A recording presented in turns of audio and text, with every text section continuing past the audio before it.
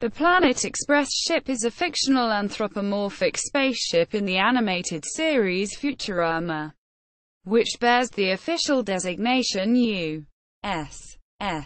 Planet Express ship.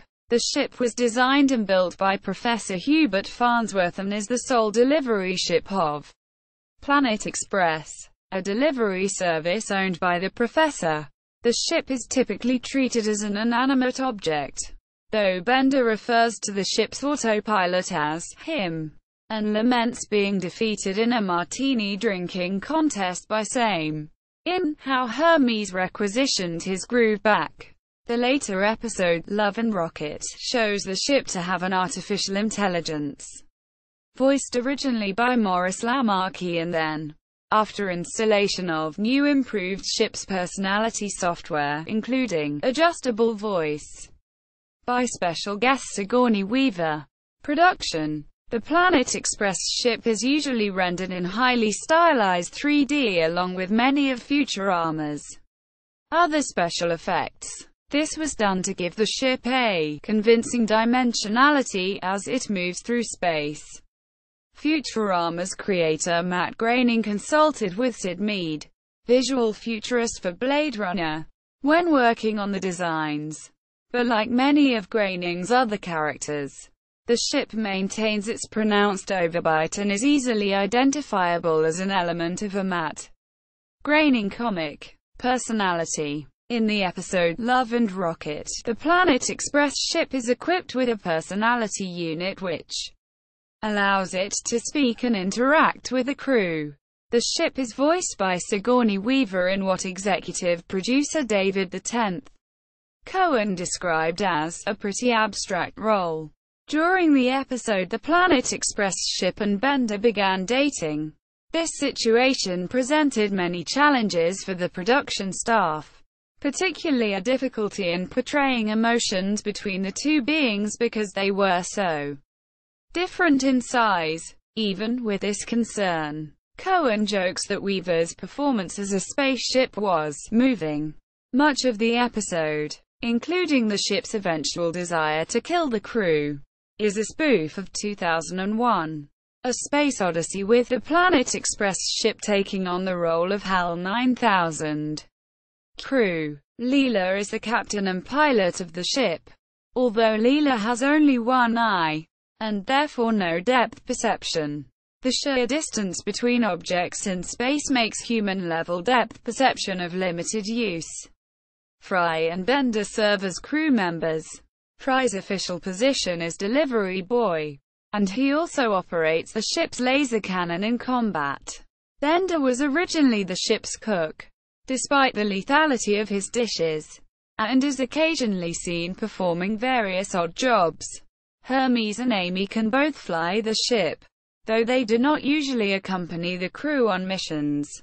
Although Fry flies the ship with no problems, albeit wildly, in the Cryonic Woman episode, he later flies it with some difficulty in Amazon Women in the Mood and Bird Bot of Alcatraz, where Bender demonstrates his own questionable piloting skills while under the effects of a sobriety binge. By the time keeps on slippin', Fry can, once again, fly the ship with a reasonable degree of skill. In the second episode The Series Has Landed, Amy Wong flies the ship without problem. Dr. Zoidberg serves as the ship's doctor and, on occasion, the ship's steward. He occasionally joins the crew on missions but not on a regular basis. Professor Farnsworth flies the ship in the episode Teenage Mutant Leela's Hurdles and Into the Wild Green Yonder. Quote, in Teenage Mutant Leela's Hurdles, Farnsworth flies the ship to find his lost pet gargoyle, Pazuzu. However, in stereotypical senior citizen style, he flies the ship at only 35 mph, blocks lanes in space traffic, and turns the ship's high beams on, destroying a navigation sign and Deep Space Nine. Ship features, as the professor prefers to send the crew on dangerous missions in favor of higher profit margins. The ship is well armed and quite fast. The ship is capable of travel faster than the current speed of light. By shifting the entire universe, the ship can actually travel at 97% of the new light speed. Its speed also makes it an efficient courier. A round trip to the edge of the universe and many other activities were accomplished during a morning off. I dated a robot. The series has landed. A journey from Earth to the Moon takes under 2 seconds.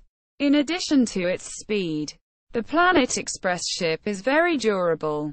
In the episode The Deep South, the ship is dragged underwater and survives being subjected to hundreds of atmospheres of water pressure, despite being rated for between 0 and 1 atmosphere, according to the professor. Additionally, the ship has survived numerous crashes that ostensibly would have destroyed similar aircraft. But the ship usually sustains only quickly repaired dents. It is unclear whether all vehicles in Futurama have this durability or if it is a special property of that particular ship. In addition, certain episodes indicate that the ship has an automobile-style manual transmission. The current ship is not the first Planet Express ship, as at least one was lost with its crew on a mission to collect space honey. The current ship is first seen in Space Pilot 3000, where the current crew signs on. It is unknown if the ship was previously crewed, but it is implied that the professor's previous crew died with the loss of the previous ship in the space beehive, and no intervening members are ever mentioned. Other versions of the ship include a miniature one used to travel inside of Fry's body to counter an infection of worms. Design. The front of the ship was intentionally designed to resemble an overbite, similar to many of Matt Groening's character designs. It has tripodal landing gear, the front one doubling as a stair, and the 2 rear ones notable for large traction pads, in the style of Leela's boots. The hull is roughly teardrop-shaped with 3 fins at the rear. A laser cannon turret is situated on the top side. Torpedo tubes are located to either side of the forward landing gear. The tubes also house the primary lasers. The cargo bay has a bomb bay-style loading door on the bottom of the ship. Cargo too large for the cargo bay is either tethered to the top of the hull or towed. The dark matter engines are at the rear on a gimbal, and steering is achieved through directional thrust. Supposedly the engines achieve 200% fuel efficiency, apparently violating the law of conservation of mass, by moving the entire universe around the ship, rather than moving the ship itself.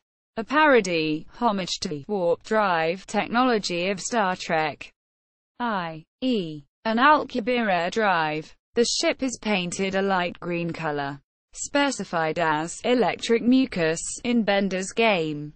The previous ship was dark gray, as seen trapped in a space beehive in The Sting, and has the Planet Express logo painted on the main fin.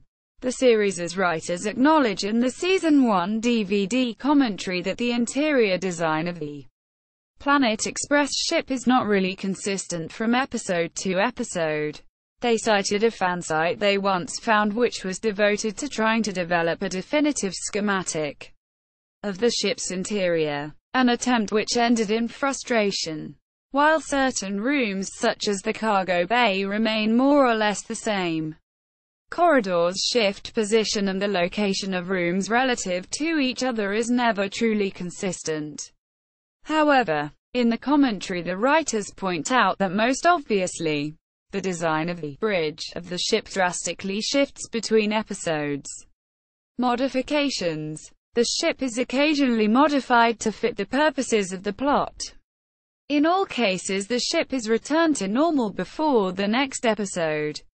In The Deep South, the crew had to replace the engines with a giant fish tail fin since the engines would not work underwater. Part of these repairs were made by papier-mâché. In Where No Fan Has Gone Before, both the Planet Express ship and a ship belonging to the cast of The original Star Trek series crashed on a forbidden planet. The Planet Express ship had non-functioning engines but working life support, while the TrekCast's ship had functional engine but no life support. The Planet Express ship was modified using the engines of the TrekCast's ship and was able to escape the planet. The latter ship's engines, bearing a visual similarity to Star Trek-style warp nacelles, gave the Planet Express ship a rear profile similar to that of the original Starship Enterprise. And several establishing shots in this episode present the Planet Express ship in similar fashion to stock footage of the Enterprise from classic Trek episodes. In The Root of All Evil, Hubert Farnsworth and Dwight Conrad have the ship repainted bright red with flame decals when they take over the Planet Express business and make it a newspaper delivery service. It is also presumably renamed the Awesome Express ship to reflect the company title change. We also find out that there is a net launcher in the cargo bay for catching giraffes, as well as a rapid-fire newspaper cannon in the port torpedo launcher. In Time Keeps on Slippin', the ship has a gravity pump installed, giving it the capability to move entire stars.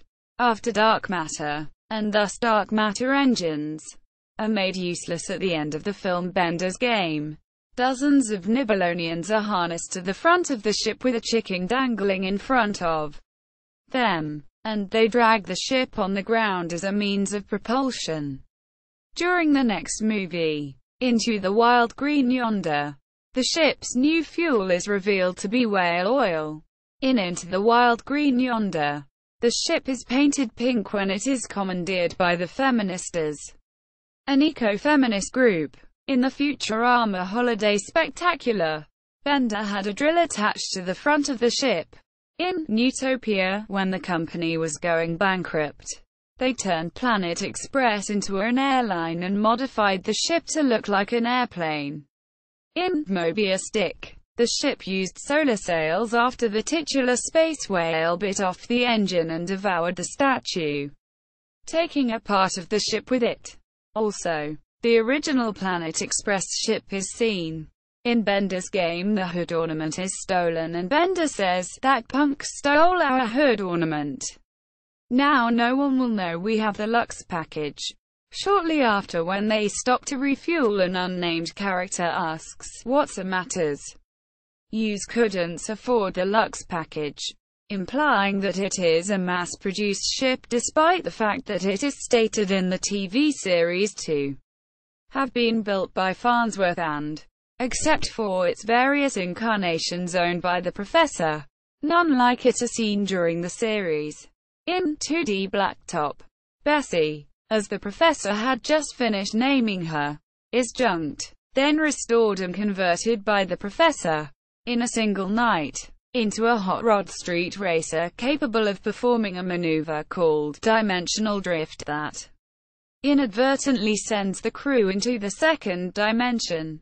In the Inhuman Torch, the ship is painted in red and white, and converted to resemble a fire engine complete with lights, sirens, a bell and ladders attached to the side.